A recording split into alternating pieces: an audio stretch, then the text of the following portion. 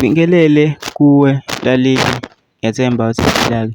Mina ngisacela kuwe-ke laphana-ke ukuthi-ke uma ngabe usamosha-ke kulo-ke leli khasi-ke leli-ke wenze okulungile-ke laphana ngicela-ke ibhathini u-subscribe ungixhase nje khona uzokwazi ukuthi-ke uyithole zonke-ke iy'ndaba-ke ezintsha-ke nje engizoloku ngikulethela zona-ke nje kulo-ke leli khasi-ke leli-ke kusukela-ke manje-ke ukuze-ke zingakuphuthi-ke lezi ndaba ongawenza nje lapho sicindezela ibhathini subscribe njengamanje-ke.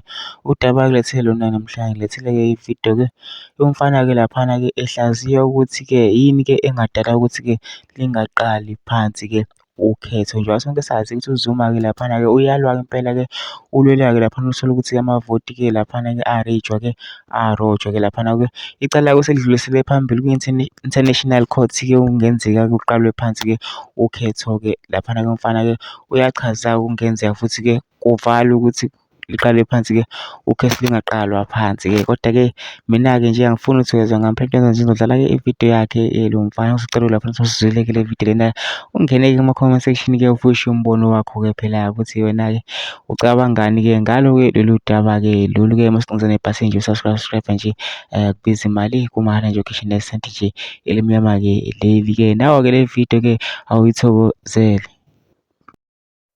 Bantu base-South Africa, nayi into ekufanele niyazi ukuthi ukuvota akuyona inkinga ukuthi kuqale phansi.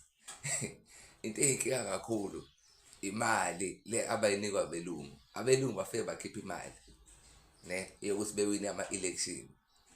Baphinde futhi abelungu bakhipha imali sebehlulekile kuwina ama-election.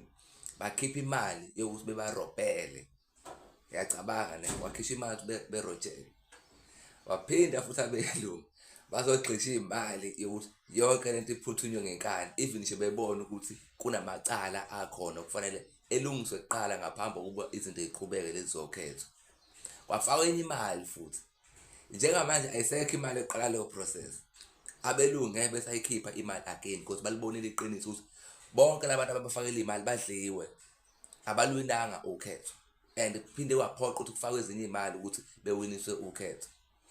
Njengamanje ayisekho leyo mali, ayikho imali abazayithola. Yabo njengamanje kusenkingeni abakwazi ukuqala phansi ukhetho because abanayo imali and abanawo ama-numbers abantu, and njengamanje sebenze izinto zaba worse. Yabo njengamanje sebenze izinto zaba worse. Akekho umlungu ongariska ngemali yakhe kwi-ANC, akekho umlungu ongariska ngemali yakhe kwi-IFP. Onke lamaqembu akekho umlungu manje ongariska ngemali yakhe. Ngeke because sebebonile abanama-numbers. Njengamanje kushubile and sebelwela ukuthi ukhetho lungaqaleli phansi. Basegcineni kuyobonakala khona ukuthi kuyogcine kwenze njani, but bagaxele.